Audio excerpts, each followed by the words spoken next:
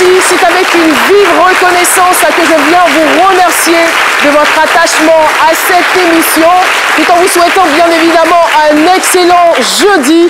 Alors, le seul conseil que je peux vous donner, que les douleurs et les épreuves de la vie ne vous fassent pas perdre de vue l'essentiel, c'est-à-dire la beauté, le goût de la vie. Alors aujourd'hui, nous allons parler d'un fléau invalidant, d'une maladie handicapante. Il s'agit de l'endométriose. Merci donc de rester concentrés parce que c'est midi. C'est maintenant. Et oui, c'est midi, c'est maintenant. Nous sommes avec notre public et comme tous les jeudis, nous abordons des sujets d'utilité publique. Et bien, à ma droite, Paulus Agathon est avec nous. Bonjour Caroline, bonjour à toutes, bonjour à tous. Ravi d'être en votre compagnie pour, je veux dire, le jeudi d'utilité publique. Mais je vous dirais, il y a beaucoup de filles quand même ici aujourd'hui. Ouais, j'ai un et ça fait conseil plaisir à vous donner. C'est vrai que Paulus, c'est un garçon charmant et... il a un sourire légendaire. Madame Da Silva, mais méfiez-vous de la candeur de son sourire. Merci d'applaudir encore une fois Paulus Agathon. Et avec lui, nous allons faire un tour sur le digital pour recueillir les différentes réactions de nos téléspectateurs. Alors, elle est là, toute belle, toute charmante. Notre Manuela Pocosi pour la chronique du jeudi. Bonjour, chers téléspectateurs. Yes. Habituellement, c'est Philo qui fait son petit. Mais Caro, je suis fâchée. Il ne faut pas mettre nos affaires dehors. Police nous appartient. Nous, on est jaloux, ça, c'est midi. Police nous appartient. Il ne faut pas mettre nos affaires dehors. Est-ce que vous avez vu un peu le geste de Manuela? Parce que je lui ai dit, Philo n'est pas là, mais je compte sur toi pour combler le vide. Vous avez vu ce qu'elle a fait ou pas? Elle va y arriver, elle va relever le défi. Donnez-moi un peu de force. Voilà. Merci beaucoup, Manu. Et nous ne sommes pas seuls, comme d'habitude, sur les plateaux du jeudi. Nous avons une invitée témoin, ou un invité, c'est selon aujourd'hui, c'est une invitée témoin. Elle se nomme Gandonou Sonagnon Olive, épouse Adjei. Bonjour. Alors, vous êtes chef d'entreprise, coach en entrepreneuriat, en développement personnel, en prise de parole en public. Vous êtes également militante de la bonne cause et fondatrice de la plateforme Endo Woman. C'est bien cela? Endo Woman Afrique. Endo Woman Afrique sur les réseaux sociaux, on en parlera et on en reparlera bien évidemment. Le professeur Guy Privat, professeur titulaire à l'UFR des sciences médicales, chef de service de gynécologie du CHU de Treichville, vice-président de la Société de gynécologie obstétrique de Côte d'Ivoire. C'est notre spécialiste du jour. Merci de lui décerner des applaudissements bien mérités. Docteur, bonjour. Bonjour madame. Les plateaux de télé, ça vous connaît. Ouais. Donc on n'a pas le stress. Et vous êtes dans votre domaine. Vous allez nous donner toutes les informations relatives, bien évidemment, à l'endométriose. Bien sûr. On va essayer de donner toutes les informations nécessaires à la population. Voilà pourquoi nous sommes. Merci de votre présence. Et la première information dont le téléspectateur a besoin, c'est bien sûr des informations relatives à notre invitée témoin qui est elle-même victime de l'endométriose. Comment est-ce qu'elle a réussi à survivre et aujourd'hui à être une femme épanouie? On le saura dans nos échanges. Mais avant, voici des bribes de son histoire. Scientifiquement, l'endométriose est une affection gynécologique associée aux menstruations où l'on trouve des tissus similaires à la paroi de l'utérus dans d'autres zones du corps. Méconnue en Afrique et plus particulièrement en Côte d'Ivoire, de nombreuses femmes en souffrent en silence. Ce fut le cas pour Adjei Sonagnon Olive, qui, après 4 ans de calvaire, depuis les premières manifestations de ses douleurs à l'âge de 18 ans, découvre enfin la nature du mal dont elle souffre. Dans les débuts, elle croit souffrir de règles douloureuses, mais la réalité en était tout autre. Sonagnon observe un traitement médical adéquat, mieux élaboré. Elle subit donc sa première intervention chirurgicale à l'âge de 22 ans. D'autres s'en suivront. Grâce à la prise en charge précoce dont elle bénéficie, Sonagnon Olive surmonte les freins sociaux provoqués par la maladie.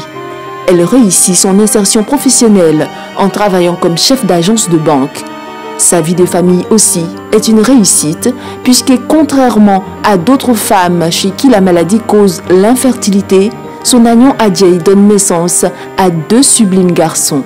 Aujourd'hui, à la tête de son propre business, elle fait également du coaching pour sensibiliser les femmes victimes d'endométriose.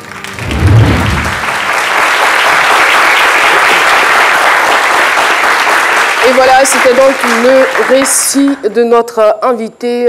Vous avez entendu la voix de Nafi Touré, le texte de Raymond Adjei. L'endométriose, cette maladie invalidante, ne m'empêchera pas d'avoir une vie normale. Ça, c'est la voix d'une guerrière. Madame Adjei, c'est votre voix. Alors, avant d'entamer les échanges avec vous, nous allons nous adresser d'abord à notre invité spécial, notre médecin, notre spécialiste, bien évidemment. L'invité spécial, c'est pour le vendredi. Vous êtes le spécialiste. Alors, moi, si je devais donner une brève définition de l'endométriose, je dirais que l'endométriose, c'est le développement de la muqueuse de l'utérus à travers, sinon à l'extérieur de l'utérus. Mais ça, encore, ça paraît flou, je suis sûre, dans l'esprit des téléspectateurs. Est-ce que vous pouvez nous donner une définition simplifiée, moins académique de l'endométriose pour que tout le monde comprenne? Merci, madame. Je pense que vous avez donné l'essentiel de la définition. Et sinon, c'est quoi l'endométriose? Normalement, l'utérus a plusieurs parties. Et la partie d'où viennent les règles est appelée endomètre. Et c'est ce tissu-là qui se détache régulièrement chaque fois qu'on a les règles. Et lors du détachement de ce tissu pendant les règles, il y a certaines cellules qui vont migrer par les trompes et aller dans la cavité abdominale, dans l'abdomen. Et donc se localiser à certains endroits de l'abdomen. On parlera alors d'endométriose externe, parce que c'est au-delà de l'utérus. Par contre, il y a d'autres cellules qui peuvent se mettre à l'intérieur de l'utérus. On parlera d'endométriose interne. Donc, vous avez trouvé, c'est lorsque les cellules de l'endomètre sont en dehors de l'utérus, on parle d'endométriose, généralement c'est au niveau de l'abdomen, mais lorsqu'elle se localise dans le muscle utérin, c'est l'endométriose interne. D'accord, d'accord, on essaiera de faire avec. Hein. Voilà, c'est bon, vous avez compris? Ok, c'est bon. On a des étudiants qui ont compris, donc c'est l'essentiel. Alors, Madame Adjei, on en vient à vous. À l'âge de 18 ans, selon vos propres propos, la maladie a commencé. Et c'est seulement à l'âge de 23 ans que vous arrivez à mettre un nom là-dessus. Comment est-ce que vous avez réussi à vivre entre 18 ans et 23 ans? Bonjour Madame Da Silva, bonjour chers invités. Je vais d'abord commencer par des remerciements. D'accord. Je vous remercie en tout cas pour l'honneur que vous me faites de passer par votre canal à travers aussi Monsieur le DG, la direction de la RTI, Monsieur Joseph Andjou aussi au passage que je salue. Vraiment merci pour cette opportunité. Vous remerciez le DG, vous remerciez aussi Joseph Andjou? Oui, particulièrement. Voilà, je ne vais pas voilà qui est clair. Voilà, particulièrement, je lui dis merci. Donc pour revenir à votre question, je dirais que ce mal-là, vraiment, c'est un mal infernal. Vraiment, les mots même, là, je vais dire, les mots même sont insuffisants même pour qualifier ce mal-là. Donc, à l'âge de 18 ans, vraiment, j'ai commencé à avoir des douleurs. On s'est dit, généralement, bon, c'est normal, c'est des règles douloureuses, c'est la jeunesse. Quand certainement tu vas enfanter, ça passera. Ça ne coïncide pas forcément avec la venue de vos premières règles, hein? Non, pas du tout. Non, pas du tout. Moi, me concernant, pas du tout. Les premières règles étaient normales. Et puis, à l'âge de 18 ans, voilà que surviennent des douleurs incompréhensible, je vais dire, mais on s'est dit, ça va passer. On prend aussi ces antalgiques-là qu'on nous prescrivait pour nous soulager un temps soit peu, mais je vous avoue que après, c'était terrible. Hein, voilà, on a dû passer voilà, de médecin en médecin, de médecin en médecin, puis finalement, on nous a dit un peu de quoi est-ce qu'on souffrait. Là, c'était 5 ans après. 5 ans après, Manuela? Oui, j'ai une question d'ailleurs suite au témoignage de Soignon.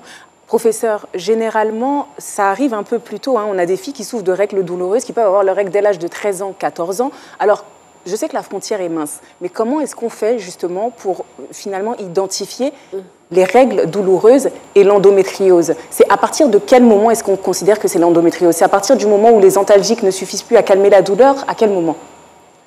Alors, l'endométriose, c'est une pathologie un peu vicieuse. Vicieuse en ce sens que le diagnostic, comme vous l'avez dit, la frontière au niveau de la douleur entre les règles douloureuses simples et les règles douloureuses liées à l'endométriose, c'est difficile de faire la part des choses. Voilà pourquoi le médecin doit chercher forcément l'endométriose. Alors, qui peut faire l'endométriose? Les premières règles, généralement, quand ça commence à la douleur, à la ménarche, c'est-à-dire les premières règles, généralement, chez ces jeunes filles-là, ce n'est pas encore l'endométriose, généralement. Hein.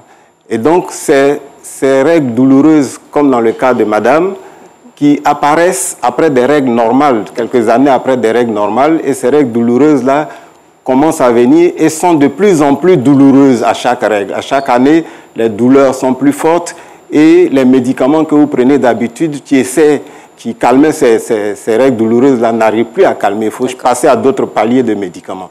Donc, à partir de ce moment-là, ces douleurs fortes, il faut penser déjà à l'endométriose. Et puis faire des examens pour faire le diagnostic de l'endométriose. Et dans la foulée, du coup, je vous pose une deuxième question, professeur.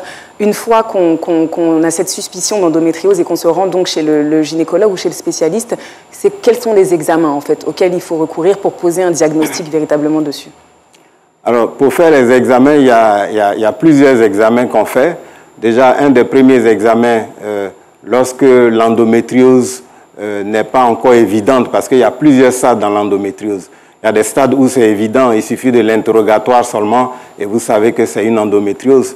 Par contre, il y a d'autres stades où le diagnostic est difficile. C'est là qu'on va voir avec l'interrogatoire, notamment cette douleur ou bien associée à d'autres douleurs, et des examens paracliniques, c'est-à-dire des examens de radiologie. On parle d'échographie souvent. L'échographie, lorsque vous avez un échographe de bonne qualité, parce que ça aussi c'est important. Ah, donc c'est pas forcément suffisant l'échographie. Oui, c'est pas forcément suffisant. On peut passer à côté du diagnostic lorsque c'est au début aussi. Lorsque vous avez un bon échographe, il y a des échographes, on parle de 3D ou 4D, et lorsque celui qui fait l'échographie est entraîné, il sait où rechercher les lésions d'endométriose, il a beaucoup de chances de trouver l'endométriose. Il y a également l'imagerie par résonance magnétique, l'IRM, qui donne de bons résultats. J'ai lu un document dernièrement, il y a des fois aussi on peut passer à côté. Et l'autre examen qui est un peu invasif, c'est la cœlioscopie. Ça veut dire quoi? On met une caméra dans le ventre et on regarde comme je vous vois là. Donc on voit les lésions d'endométriose. Pour le moment, c'est un des moyens les plus performants pour faire le diagnostic. Alors, qu'est-ce qui a permis donc aux médecins de confirmer à Mme Adjei qu'elle avait l'endométriose? Puisque vous avez, dans vos propos, vous nous avez dit que vous aviez consulté déjà plusieurs médecins sans suite, et à 23 ans, on vous dit que c'est l'endométriose. À partir de quel examen? Oh, je vais dire, il y a une série d'examens quand même. Il y a une série d'examens. D'abord, de prime abord, généralement, ce qu'on fait, c'est l'échographie pelvienne. Hein, voilà, c'est ce qu'on a fait. Donc, en fonction de ça, on nous a donné ces calmants-là. Et puis après, vu que les douleurs persistaient et puis devenaient de plus en plus fortes, donc on a dû faire d'autres examens, entre autres l'hystéro, voilà, l'hystéro aussi, voilà, dont le professeur a parlé tout à l'heure. Et puis, on fait l'IRM, enfin, il y a une série d'examens que nous avons effectués. Et c'est à la suite de cela que le médecin traitant nous a dit vous souffrez d'endométriose. Une fois que vous avez l'information, parce qu'on sait que c'est un sujet pratiquement tabou ces dernières années, on en parle de plus en plus, mais je dirais 20 ans en arrière, c'était vraiment pas évident. Alors, lorsque vous avez cette information, quelle est votre réaction? Comment vous vivez désormais avec cette maladie? Oh, bon, je dirais que quand j'ai su, enfin, quand le médecin m'a dit, la maladie étant méconnue, hein, je n'ai pas eu de réaction, je l'ai regardé, je l'ai fixé. Pour vous, c'était juste un terme médical comme... Oui, parce que le nom aussi, ça a tellement résonné. Donc, je veux dire qu'il n'y a pas eu de réaction en tant que telle, hein, parce que quand vous ne savez pas quelque chose, vous ne pouvez pas, voilà, vous n'avez pas de réaction, c'est-à-dire vous regardez, vous écoutez. Donc, il a pris un bout de papier, il a commencé à faire cette démonstration-là, voilà, d'ordre gynécologique. Je regardais, je dis, mais est-ce qu'on peut me soigner? En fait, c'est ça.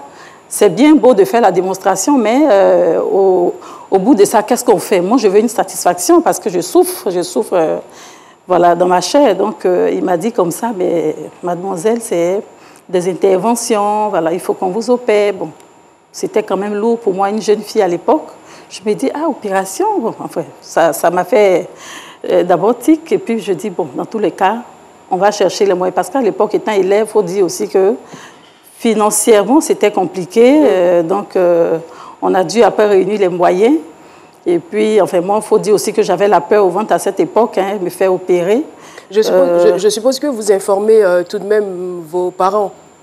Oui, mais pas besoin même de les informer, puisque déjà, vu la souffrance, c'est-à-dire l'entourage, même à cette époque-là, vu un peu ce que je vivais, c'est-à-dire les mots même, on n'avait pas besoin de prononcer un mot, parce qu'on vous voit en train de vous trimballer, en train de faire passer des nuits blanches, je vais dire, parce que je passais plusieurs nuits blanches. Ça me faisait rater les cours, au point même de ne pas terminer l'année scolaire, vous voyez un peu, parce que là, ça a quand même perturbé mon cursus scolaire, vous savez. Donc, quand on a su, d'abord, il fallait expliquer ce que c'était. Parce que toute la famille aussi était quand même triste. Mes soeurs pleuraient, ça et là, ma maman. Donc, à la suite de ça, on s'est dit qu'il fallait m'opérer. Donc, je me demandais, enfin, oui, moi, je pensais qu'il y aurait peut-être du côté de vos parents un certain soulagement, parce que durant 5 ans, vous avez vécu avec cela, vous avez cherché des solutions, vous n'en avez pas trouvé, et on arrive, un temps soit peu, à mettre un nom sur votre mal. Donc, quelque part, il y a quand même, on va dire, un soulagement. Oui. Avant même d'avoir l'information de ce que vous allez subir une intervention chirurgicale. Oui. Et là, ça fait peur, parce que vous vous dites, qu'est-ce qui va suivre après cette intervention-là? Oui.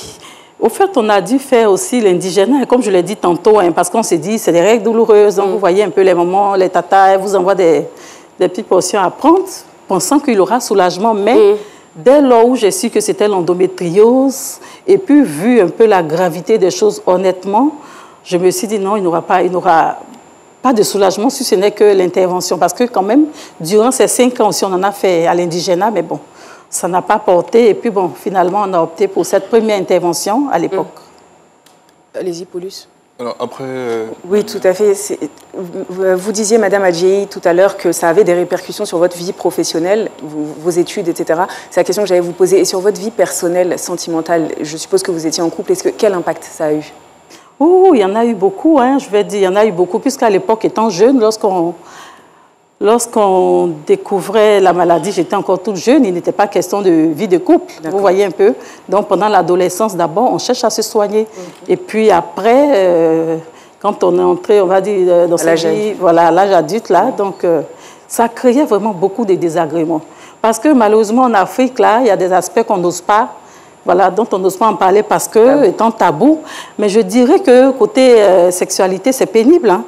Oui. C'est pénible, c'est-à-dire même lors des rapports, il peut y avoir des saignements, vraiment, excusez si je le dis, mais il faut qu'on dise les choses telles qu'elles sont pour voir un peu la gravité. Donc, déjà, pendant les rapports, c'est une catastrophe, hein, c'est une catastrophe. Il peut arriver des fortes douleurs, il peut même arriver des saignements, par exemple, vous voyez un peu.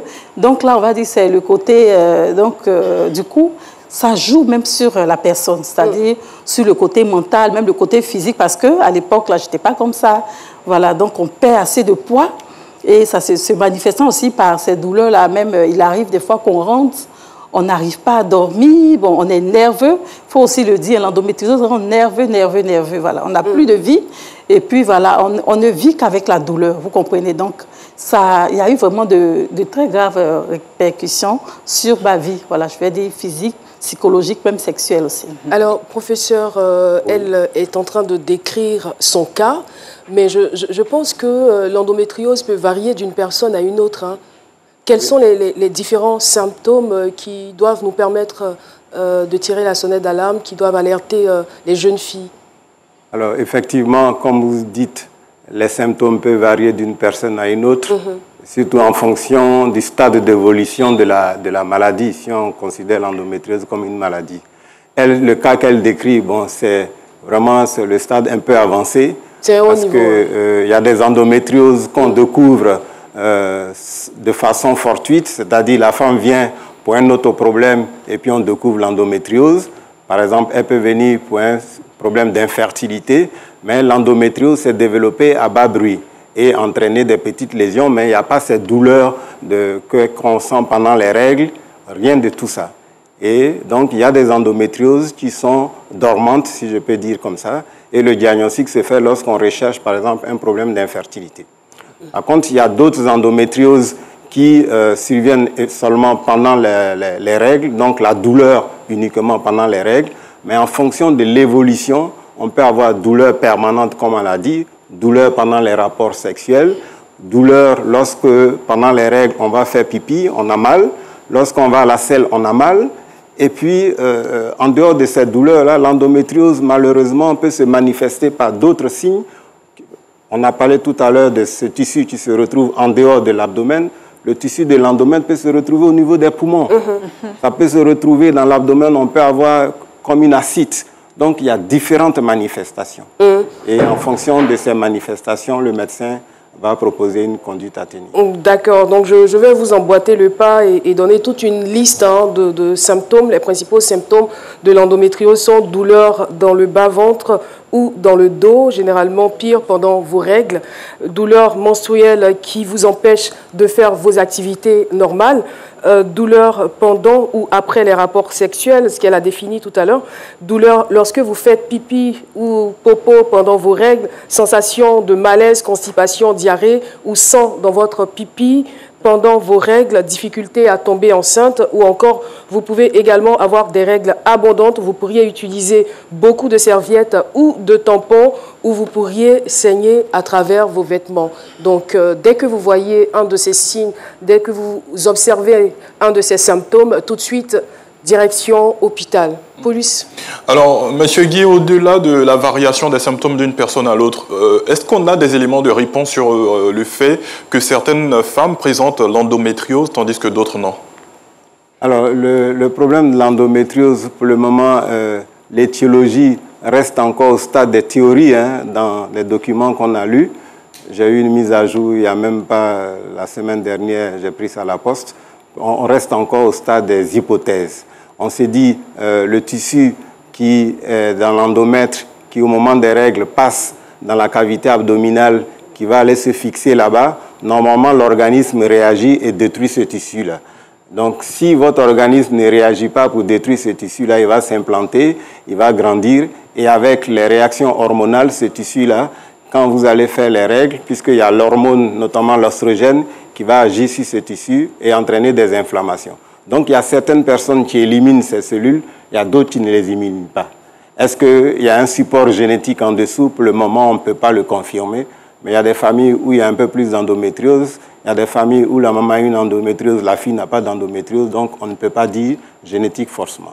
Justement, moi, j'allais en venir parce que lorsqu'on écoute certains professionnels, on a l'impression que le problème est d'ordre génétique ou que sa source est génétique ou encore que c'est un problème lié au système immunitaire. Est-ce qu'aujourd'hui, avec les avancées de la médecine, on est capable de dire exactement les causes de l'endométriose? Alors, comme je le disais tout à l'heure, dire exactement les causes, nous sommes au stade encore des hypothèses. Des hypothèses, mais ce qui est sûr, c'est que le tissu qui se retrouve dans l'endomètre, dans la cavité utérine, à partir duquel les règles viennent, c'est ce même tissu-là, quand on analyse, qui se retrouve en dehors. Comment il fait pour se retrouver en dehors? On pense qu'il passe par les trompes parce que c'est le seul circuit qui permet d'expliquer, puisque le sang va se retrouver également pendant les règles dans la cavité abdominale. Et ce tissu-là, qui va migrer dans d'autres endroits et entraîner l'endométriose. Pour le moment, c'est la seule théorie assez plausible qui existe. Voilà. D'accord. Madame Adjaï, alors, vous allez subir une opération et 2 ans après, vous allez tomber enceinte. Mais lorsque vous subissez votre première intervention chirurgicale, est-ce que vous observez des changements notoires? Je vais dire, il y a eu des changements, mais ces changements ont été de courte durée, c'est-à-dire un soulagement, mais je dirais bref en fait. De courte durée, à peu près Oh, je vais dire peut-être 1 an, pratiquement, voilà, 1 an pratiquement. D'accord. Voilà. Et puis après, les douleurs sont revenues de plus belle. Oui, avec voilà, une certaine force même, je dirais. Et à partir de cet instant-là, qu'est-ce que vous décidez de faire? Oh, à partir de cet instant, parce qu'il faut dire aussi qu'il y a ces traitements-là, et voilà, il y a aussi, je dirais, ces traitements qu'on fait, c'est-à-dire la ménopause artificielle, par exemple, ça fait partie aussi d'un des traitements. Ça va paraître paradoxal, mais je vous avoue que quand on me fait ces traitements, quel soulagement. C'est-à-dire, tant qu'il n'y a pas de règles, on vit normalement. Mais une fois que les règles se viennent, ce n'est pas possible. Donc, on allait, voilà, très souvent, on suivait ce traitement-là, ce produit, si je peux me permettre de dire le nom ici, le décapeptide, là. Voilà, donc ça nous soulageait vraiment. Mais il n'y avait pas de risque, puisqu'en ce moment, vous n'aviez pas encore d'enfants. Oh non, mais en ce moment, c'est oui. Mm. Effectivement, je n'avais pas encore d'enfant, mais puisque à cette époque-là aussi, n'était pas vie de couple, donc du coup, je n'envisageais pas. Et puis, je ne savais pas aussi, en fait, je veux dire que je n'avais pas cette portée-là, parce qu'à l'époque, le médecin ne m'avait pas dit que c'est d'abord cause d'infertilité qui serait vraiment difficile à un moment donné d'avoir des enfants, non? Donc, à cette époque, il n'était pas question de cela. Et c'est quand est-ce que la grossesse est survenue qu'il m'a dit, mais ah, tiens, mais vous avez de la chance. Et puis, il m'a raconté aussi cet autre aspect. Vous voyez un peu, donc voilà, c'est un peu ça. Est-ce qu'il n'y avait pas une certaine pression au niveau des médecins quand ils ont su que vous étiez atteinte d'endométriose? Parce qu'on a entendu déjà des témoignages de personnes qui disaient « Ah, le médecin m'a demandé de faire vite pour avoir des enfants, tout ça ». Oui, à l'époque, là, non, il n'était pas question de cela, mais c'est après, je veux dire, puisque étant étudiante à l'époque, donc quand j'ai eu du boulot et on constate que, voilà, il n'y avait pas de grossesse, et puis le stress aussi montant, donc on avait cette chance-là maintenant d'aller dans, disons, des centres privés, et c'est là qu'on m'a dit, ah, mais madame, il vous faut faire rapidement vos enfants. Vous voyez un peu, donc du coup, quand on vous dit ça aussi, c'est pas possible. C'est-à-dire, on vous dit, bon, il faut faire un enfant.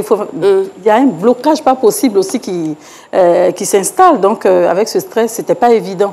Donc, c'est, je veux dire, longtemps après, il y a encore d'autres interventions, puisque quand on vous met sous la ménopause artificielle, je dirais, il n'est pas question de procréer.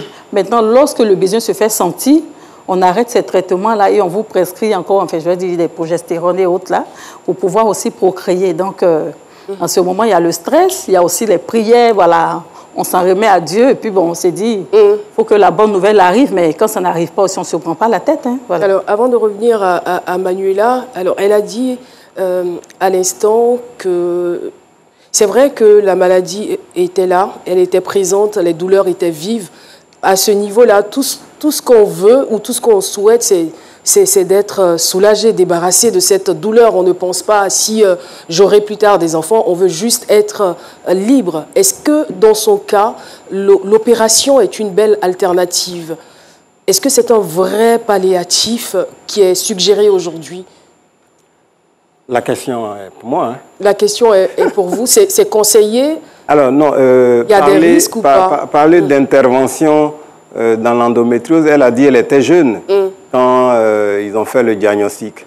Donc il faut jongler, parce qu'il y a un désir d'enfant, toute femme est amenée peut-être à vouloir faire un enfant. Donc on va jongler un peu pour voir entre la douleur qu'elle a et l'évolution de sa maladie, est-ce qu'il faut faire l'intervention?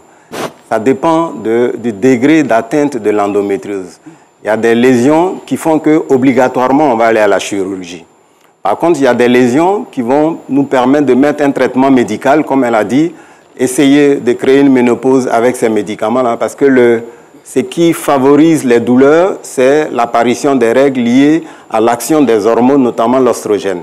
Et donc, quand on bloque la sécrétion de ces oestrogènes-là, tout est au repos. Voilà pourquoi quand une femme est enceinte, elle ne sécrète plus, elle est au repos aussi. Elle ne fait plus ses règles, elle n'a plus de douleur. Donc, l'intervention chirurgicale pour quelqu'un qui n'a pas encore d'enfant, ce n'est pas la première option. C'est surtout reposer, mettre un traitement médical, réduire les lésions, et puis après, essayer de voir si une grossesse peut arriver. On va dire qu'elle a eu beaucoup de chance, hein, parce que 2 ans après la première intervention chirurgicale, elle va avoir un enfant, un garçon. Et elle va subir jusqu'à 4 interventions chirurgicales. C'est énorme tout de même.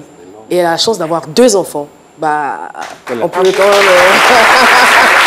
C'est extraordinaire.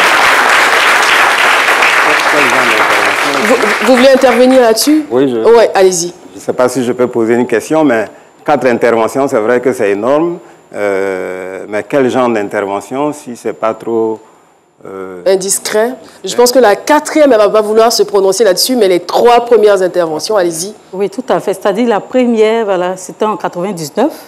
C'était lié, voilà, à l'endométriose, à ces lésions dont vous avez parlé tout à l'heure. La seconde aussi, il y a eu récidive, parce qu'il y a des cas où on vous soulage, voilà, comme je l'ai dit, et après, peu de temps après, les douleurs surviennent. Donc, après avoir fait aussi une série d'analyses, on a dit comme ça qu'il y a récidive. Donc, du coup, il faut encore une autre intervention. Donc, c'était en 2008, pardon, qu'il y a eu cette seconde intervention aussi liée à l'endométriose. Et on a dit, il y a ces kystes, il y a ces fibromes, voilà, qui sont aussi, enfin, l'endométriose aussi facilite généralement ces anomalies. Donc, j'ai été opérée pour ça. Et en 2012, voilà, Dieu nous a fait cette grâce encore d'être à nouveau maman. Et vu cette difficulté, voilà, liée un peu à cette pathologie, donc les médecins ont jugé nécessaire de me faire une césarienne. Donc en 2012, voilà, ça a été la césarienne. Et puis la 4e intervention aussi, voilà, toujours liée encore à l'endométriose, à ces anomalies-là. Là, c'était en 2016, la toute dernière intervention. Alors, s'il n'est pas encore terminé, les questions foisonnent. Eh bien, Paulus Agathon, Manuela Pocosi, réservez vos questions au show. Hein. Bon, je n'ai pas demandé à l'école de spécialité multimédia d'Abidjan et ESMA. Vous êtes là, ça va? Vous suivez avec nous?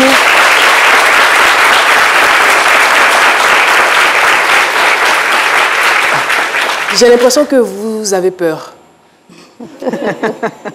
Ça fait un peu peur, non? Avec tous les signes là, ça doit. Hein? Ça fait un peu peur. Il y a des victimes parmi nous? Oh non, ça va aller. Au sortir de cette émission, vous allez trouver les solutions. On part pour la pub, on se retrouve juste après. Eh bien, si vous nous rejoignez seulement maintenant sur RTI1, vous faites bien. Et nous parlons aujourd'hui d'endométriose. Notre invitée se nomme Gandonou Sonagnon, Olive, épouse Adjeyi. Eh bien, elle souffre de cette maladie depuis l'âge de 18 ans et malgré cela, elle est là, tout épanouie. Et comme elle le dit dans ce thème, l'endométriose, cette maladie invalidante, ne m'empêchera pas d'avoir une vie normale. Alors, je disais qu'il bouillonnait de questions. Alors, on commence par qui?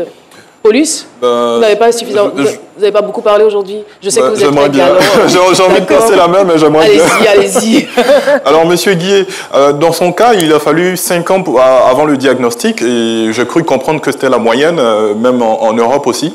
Et on a également des cas où il n'y a pas de douleur alors que l'endométriose est présente. Est-ce que ces cas que je pourrais appeler asymptomatiques là peuvent avoir des conséquences graves, on va dire? Alors, comme vous le dites, le diagnostic, il est tardif dans l'endométriose, sauf quand les signes sont très évidents.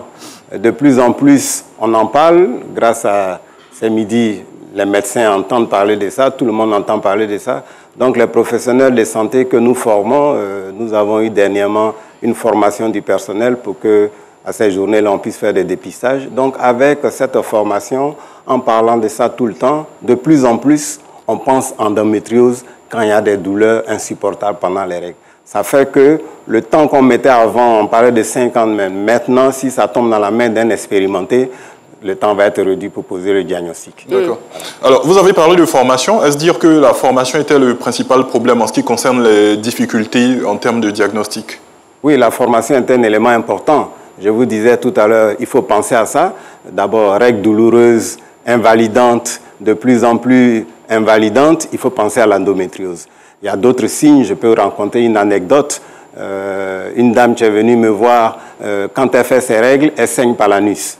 Automatiquement, elle est passée par plusieurs médecins qui n'étaient pas des gynécologues. Ils ont passé à plusieurs choses, mais moi, c'est parce que peut-être j'ai eu déjà le cas, mais dès qu'elle est venue, je lui ai dit, madame, ça c'est une endométriose à 99%. Pour dire qu'une fois qu'on a entendu parler de ça, on est briefé, on pose le diagnostic facilement. Donc, il y a cet élément-là. Et puis maintenant, il y a les examens paracliniques, c'est-à-dire la radiologie, l'IRM et la célioscopie, c'est-à-dire mettre la caméra, qui permettent maintenant de faire le diagnostic. Donc, quand vous n'avez pas ces éléments-là, il faut savoir passer la main à un spécialiste qui va explorer mieux et poser le diagnostic. Il ne faut pas garder la femme avec soi pour dire on va calmer, on va calmer. Non, non, non, il faut aller un peu... C'est vrai que notre professeur n'a pas conseillé d'emblée l'intervention chirurgicale, mais vous êtes tout de même passé par là, Madame Adjeyi. Est-ce que c'est à portée de bourse? Oh, je dirais non, ce n'est pas à portée de bourse, hein, pas du tout.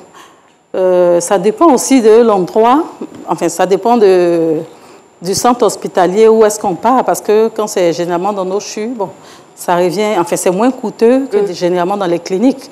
Comme je l'ai dit tantôt, moi ma première intervention par exemple, là, à l'époque c'était au CHU de Trècheville que j'avais été, enfin qu'on m'avait déclarer cette maladie, mais c'est à la clinique que nous l'avons faite. Et après le reste de ces interventions, ça a été en tout cas dans ces grands centres-là parce que on bénéficiait à l'époque aussi de cette assurance-là, étant à l'époque agent de banque, chef d'agence de banque, donc du coup, on bénéficiait aussi de l'assurance. Donc au passage, voilà, l'occasion m'est permise aussi d'en parler. C'est-à-dire qu'il faut qu'on puisse aussi permettre à ces dames-là de bénéficier enfin, de ces largesses-là, voilà. C'est-à-dire à travers le gouvernement. Mais bon, là, je vais dire, c'est peut-être des perspectives qu'on va aborder enfin, plus tard, oui, puisque voilà, c'est une question précise que vous m'avez posée. Donc, ce n'est pas du tout à portée de main, oui. C'est-à-dire des examens jusqu'aux interventions. Waouh! Il y a beaucoup à faire, oui. Manu? Oui, alors c'est pas une question forcément, Caro, et ça vaudra peut-être de piqûre à la place de philo d'ailleurs. Je ne m'étais pas trompée. Hein. Mais voilà, j'aimerais quand même en appeler, déjà sensibiliser. On parlait d'indigénat tout à l'heure, c'est nous sensibiliser, nous citoyens. Alors c'est vrai qu'on se dit souvent, la vieille mère du quartier est forte, elle va me faire des décoctions, des choses comme ça. Mais il ne faut pas oublier que la science reste quand même le seul moyen aujourd'hui valable et efficace de savoir ce qui se passe à l'intérieur du corps. Parce que quand vous allez voir ces mamans-là pour des traitements, ou choses ou autre chose, elles ne savent pas ce qui se passe à l'intérieur finalement, donc elles ne vont peut-être pas régler le problème, voire l'empirer. Donc nous, il faut déjà qu'il y ait une certaine prise de conscience à ce niveau-là, et puis ensuite en appeler aux autorités et sensibiliser le gouvernement pour lui dire que c'est un problème réel, qu'il faut prendre à bras le corps. Je pense que la première solution face à l'endométriose, comme vous disiez, professeur, c'est la sensibilisation, et la sensibilisation auprès des jeunes et auprès des hommes aussi. C'est pas seulement les femmes qui doivent se sentir concernées par ce problème-là, parce que si on souffre, nous, de règles douloureuses pendant l'adolescence, quand il est question de faire un enfant, ça se fait à deux, finalement. Absolument. Donc, il faut qu'on soit tous concernés. Voilà. Absolument. Donc, oui, vous voulez... Enfin, je voudrais rebondir si c'est que Madame vient de dire. Effectivement, la sensibilisation, parce que la preuve en est que déjà, nous le faisons. Hein, c'est vrai que ce n'est pas médiatisé, malheureusement, mais nous le faisons. C'est-à-dire à travers des pages, ou bien il nous arrive souvent d'aller dans des centres. Vous savez, généralement, dans ces entreprises, mais dans ces écoles-là, il y a la procédure aussi qui intervient. Il y a un certain protocole. On vous dira, mais madame, il nous faut l'intervention de la hiérarchie, tout ça. Moi, j'ai été confrontée à ce genre de situation. Il m'est arrivé d'aller dans des écoles privées, par exemple. Là, c'est passé parce qu'il y a le fondateur, tout ça. Mais quand c'est public ou bien dans ces grandes entreprises où il y a des femmes, par exemple, ou bien des manifestations où il y a des femmes, quand on veut soit prendre la parole, voilà, on nous dit, bon, vraiment, on va voir ma hiérarchie. Je ne peux pas me permettre de prendre cette décision. Donc, je profite aussi de ce canal-là pour dire qu'il faut nous permettre aussi de pouvoir aller sensibiliser. C'est-à-dire même aussi, je m'adresse particulièrement à ces ministères-là dédiés aux femmes. Aujourd'hui, qui parle de femmes, parle de développement. Quand la femme n'est pas épanouie, quand cette femme-là, elle est, je vais dire, un peu biaisée, elle est un peu voilà, dans son petit coin, dans sa zone de confort avec cette maladie, il y a problème. Donc, il faut que ces dames-là, voilà, je lance cet appel-là particulier à ces femmes ministres, à ces femmes même de l'hémicycle, hein, à travers ces assemblées nationales. Aujourd'hui, c'est vrai qu'on a dit 30% de femmes à l'Assemblée nationale, mais c'est vrai que le quota n'est pas atteint, mais même vraiment à ces dames-là, députées, ces jeunes dames aussi qui viennent d'être voilà. Et ce cri de cœur sera bien entendu parce que nous sommes dans le mois de mars. Alors, voilà, pour lancer cet appel, il faut que ces lois aussi soient votées. C'est bien entendu, on est sur la chaîne nationale. Là. Je vous interromps, c'est une façon voilà, très subtile de vous interrompre et vous dire que nous allons passer à autre chose. Des informations complémentaires dans la chronique du jeudi avec Manuela Pokosi. Manuela Pokosi Koulibaly, c'est la chronique du jeudi. Alors Caro, depuis le début de cette émission, nous parlons d'endométriose et pour ceux qui nous rejoignent maintenant, l'endométriose, derrière ce nom complexe se cache, comme on le disait, une maladie inflammatoire pelvienne où les tissus qui tapissent normalement l'utérus se développent en dehors de ce dernier. Alors ce qui est surprenant, c'est que l'endométriose a quand même été découverte il y a 160 ans par le professeur Rokitansky, qui est un médecin autrichien, mais que depuis, le diagnostic de cette maladie est toujours aussi complexe, comme on a pu le voir, et il n'existe à ce jour aucun traitement curatif, du moins durablement efficace. Alors en termes de chiffres, en Côte d'Ivoire, 10 à 15% des femmes en âge de procréer, donc en moyenne entre 15 et 50 ans, sont atteintes d'endométriose. À l'échelle mondiale, c'est 180 millions de femmes qui sont atteintes, qui sont touchées. Autre chiffre impressionnant, au Royaume-Uni, une étude récente du gouvernement a révélé que 40% des femmes avaient consulté le médecin généraliste 10 fois ou plus avant d'être orienté vers un spécialiste. C'est colossal. Et autre chiffre concernant la difficulté du diagnostic, il faut en moyenne 7 ans pour identifier la maladie. Alors on a vu que l'endométriose avait des conséquences sur la vie quotidienne. C'est une maladie invalidante dans la vie professionnelle, les rapports sentimentaux et lorsqu'on souhaite devenir parent. Mais l'endométriose est aussi une maladie qui a un impact financier, qui altère la qualité de vie professionnelle. En France, par exemple, elle génère environ 21 000 hospitalisations par an et elle coûte 9,5 milliards d'euros entre frais médicaux et perte de productivité. Par ailleurs, selon BBC, une étude menée dans 10 pays européens a révélé que l'endométriose coûte en moyenne 9 579 euros par an et par patiente, soit 6,2 millions de francs CFA par an et par patiente, si on convertit chez nous en Côte d'Ivoire. Et je vous laisse voir ce que ça représente lorsqu'on sait que le salaire annuel d'un habitant est de 1,2 million de francs CFA. Alors quand on fait l'état des lieux, on est tenté de se demander finalement quelle solution, quels espoirs. Eh bien, les organisations caritatives et militants du monde entier s'efforcent de sensibiliser le public et leurs efforts paient, alors petit à petit, peut-être un peu trop lentement, mais au Royaume-Uni, par exemple, on a l'organisme consultatif qui a publié des lignes directrices en 2017 dont le but est d'explorer en profondeur les voies de traitement contre l'endométriose. En France, plus de 2 ans après une première tentative, le gouvernement a relancé une stratégie nationale de lutte contre cette maladie. La mission a été confiée à l'eurodéputé Chrysoula Zakharopoulou, qui est une gynécologue très engagée sur la maladie depuis un certain nombre d'années et qui devra d'ailleurs présenter ses premiers résultats en avril prochain. Et enfin, aux États-Unis, on songe à augmenter le budget de la recherche sur l'endométriose, qui reçoit chaque année environ 6 millions de dollars, alors que la recherche sur le sommeil, par exemple, reçoit 50 fois plus ce montant. Merci beaucoup, Manuela Poposi, qui a tout de même su gérer la pression. Alors, nous allons marquer un break avec la pub et puis on revient pour la suite avec un autre invité. Alors, vous suivez toujours C'est Midi et bien notre invité surprise, acteur, comédien, metteur en scène dans plusieurs pays du monde. Il est pédagogue et dispense des cours en atelier de théâtre dans plusieurs villes du monde également. Prix FESPACO 2015 de la meilleure interprétation masculine pour L'œil du cyclone. Fargas Assandé, notre invité. C'est faible, c'est faible, c'est faible.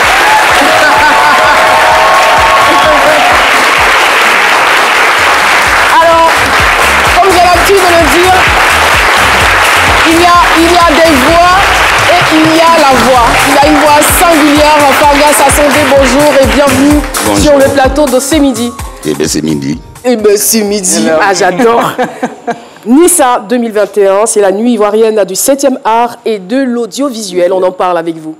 Oui, c'est avec beaucoup de bonheur, beaucoup de plaisir que le comité d'organisation de la Nissa, 2e édition, m'a désigné comme invité spécial, une forme de reconnaissance du travail que j'ai ça et là réussi à faire. Et c'est la première reconnaissance nationale depuis le début de ma carrière. Donc c'est avec beaucoup de bonheur que je retrouve les Ivoiriens, mais que je viens aussi honorer cette invitation qui célèbre donc tous les corps des métiers du 7e art et de l'audiovisuel, en passant du scénariste jusqu'aux réalisateurs et aux acteurs et aux producteurs. Et vous le méritez amplement. Ça va se passer donc le samedi 27 mars, c'est le samedi prochain. Hein, oui, absolument, à 19h à l'hôtel Sofitel Abidjan, Hôtel Ivoire.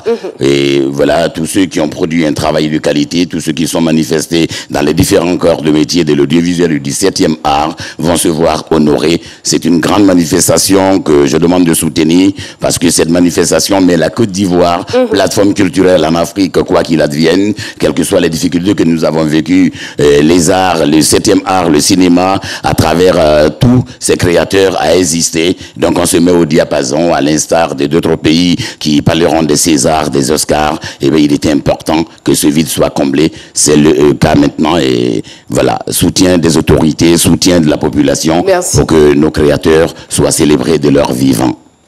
Fargas Assandé, merci infiniment d'être passé sur ce plateau pour nous donner ces informations. On vous remercie et on vous retrouvera à l'hôtel Sofitel, Hôtel Ivoire, bien évidemment, à partir de 19h le samedi 27. Merci donc beaucoup. Une grande invitation à suivre cette manifestation. Merci. Merci beaucoup. On le raccompagne avec des ovations toujours. Très rapidement, Paulus Agathon, le digital. Vous avez retenu une intervention, une réaction? Oui, enfin quelques messages. Voilà. D'accord, allez-y. Le premier message, celui de Olivier Gramy, qui dit en tout cas, moi je loue beaucoup de son courage parce qu'elle-même nous donne l'espoir de croire en elle et en même temps la force aux autres en tout cas de pouvoir vaincre cette maladie. On a également le message de Yaobri, enfin c'est deux questions, qui voudrait savoir si les pilules contraceptives ont un impact en tout cas sur la réduction des douleurs causées par l'endométriose. Et la seconde, c'est des conseils pour une femme qui souhaiterait avoir un enfant malgré qu'elle fait la maladie. Donc on va commencer avec M. Guillet. Très rapidement. Oui, alors la pilule, est-ce que la pilule réduit les douleurs? Oui, la pilule fait partie des médicaments qu'on utilise quand on fait un traitement médical. On peut mettre la patiente sur ostroprogestatif, ça va diminuer l'inflammation et donc ça peut réduire les douleurs. Donc ça fait partie du traitement médical que nous utilisons pour soulager les patientes. Alors, à quel danger s'expose une femme victime d'endométriose qui ne se fait pas suivre par un médecin? Alors le danger, c'est que peut-être que les lésions vont progresser et ces lésions peuvent être source, bien sûr, de douleur. Et la douleur va entraîner, elle a dit sur le plan psychologique, c'est des complications. La douleur au cours des rapports sexuels, ça va entraîner des complications dans le couple. Ça peut aller même jusqu'au divorce. Et également, au niveau de la femme, il y a des lésions qui vont se localiser au niveau des ovaires et entraîner des kystes ovariens endométriosiques. Et là, le traitement devient plus difficile et on peut arriver vers l'infertilité, qui est un problème très grave.